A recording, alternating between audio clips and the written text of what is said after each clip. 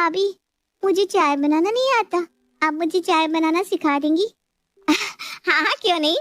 बेला चाय बनाने लगती है। भाभी आप चाय बना तो रही हैं, तो मेरे लिए भी बना देना। मेरे ना पैर दर्द कर रहे हैं, मैं बाहर जाके बैठती हूँ। बेला चाय बना देती है। ये क्या, ये कामना ने तो मुझसे ही चाय बनवा दी। ये तो बड़ी चालाक निकली। अभी चाय बना तो दी है, दे देती हूँ। शाम को खाना तो मैं कामना से ही बनवाऊंगी।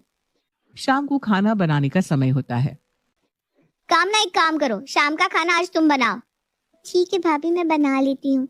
लेकिन मैंने सुना है आप बहुत टेस्टी आलू की सब्जी बनाती हैं। इतनी टेस्टी कि सब उंगलियां चाटते रह जाते हैं। और क्या, मैं बनाती हूँ इतना टेस्टी खाना। हाँ तो भाभी, आप मुझे भी बनाना सिखाइए ना। हाँ हाँ, क्यों नहीं, चलो बताती हूँ। बेला किचन में खाना बनाती है और कामना किचन की स्लैब पर बैठकर मजे से सेब खा रही थी और उसे देखकर मुस्कुरा रही थी। बेला पूरा खाना बना देती है। देखा, ऐसे बनाते हैं खाना। वाह भाभी, आपने तो बहुत अच्छा खाना बनाया।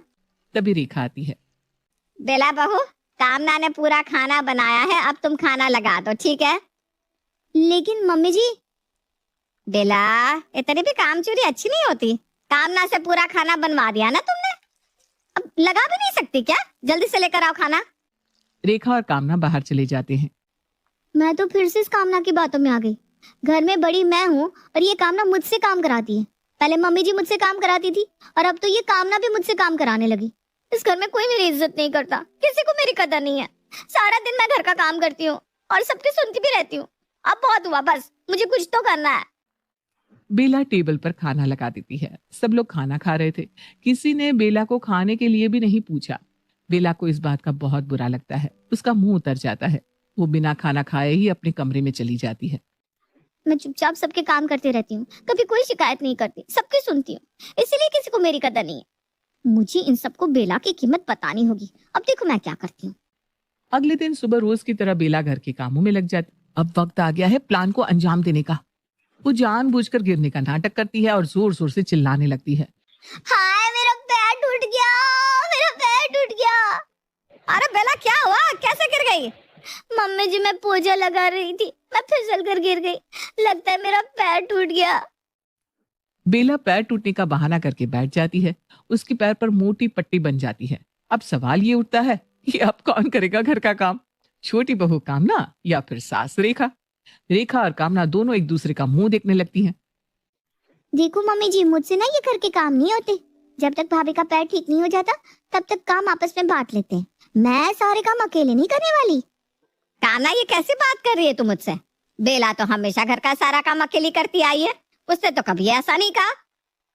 देखो मम्मी जी, वो सब मैं नहीं जानती। अगर आप चाहती हैं कि मैं काम करूं, तो आपको भी घर के काम में मेरी हेल्प करनी होगी, वरना मैं कुछ नहीं करूंगी। मजबूरी में रेखा को हाँ कहना पड़ता है। अब घर का सारा काम कामना और रेखा को करना पड़ रहा था। सफाई, बर्तन, कपड़े, खाना बनाना और सारा काम करने में दोनों बुरी तरह थक जाती हैं। अरे बाप रे, ये सब काम कर करके तो मैं बुरी तरह थक गई। हाँ, मैं भी थक गई। पता नहीं बेला अकेले इतना सब कैसे कर लेती है। तभी बेला सोफे पर आराम से पैर फैलाकर बैठे हुए आवाज देती है। कामना, मेरे लिए पानी लेकर आओ। कामना मुंह बनाते हुए उसके लिए पानी लेकर जाती है। एक काम करो, थोड़ी सी चाय भी बना दो, और हाँ, चाय में ना अदरक और इलायची जरूर डालना। मैं तो बहुत थक गई, बाद में बनाओ। अरे ऐसे थोड़ी ना होता है, मेरा चाय पीने का मन अब है। जाओ बना के लाओ अभी। वो क्या है ना, मेरा पैर टूटा है, नहीं तो मैं खुद ही बना लेती। कामना मुंह बिगाड़ती हुए कहती है, ठीक है बनाती हूँ।